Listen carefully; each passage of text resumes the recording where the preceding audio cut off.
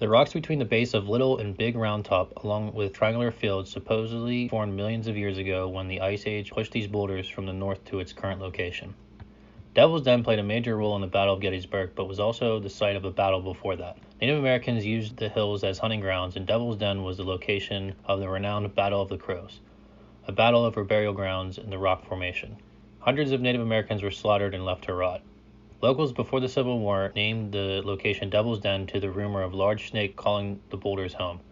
The reports of snake varied from 10 to 20 feet long. The snake was named the Devil as Devil's Den was born. During the Battle of Gettysburg, the hillsides and rocks were highly contested and changed hands numerous times. As the Union held the high ground of Little Round Top, Confederates positioned sharpshooters in the rocks. These snipers picked off Union soldiers only to be bombarded by cannon blasts. The swamp at the base of these hills is known as the Slaughter Pen, as both sides attempted failed charges on the hills.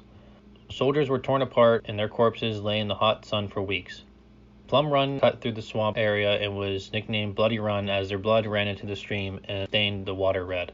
That night, guards claimed to hear unsettling sounds. They even heard Indian war cries. That is not the first claim of those cries. Early settlers heard those same sounds in the rocky area.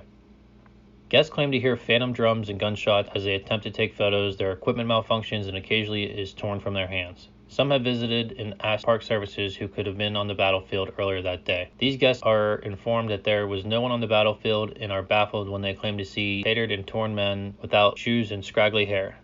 According to historians, this sounds like the fighting Texans who played a huge part in the Battle of Devil's Den.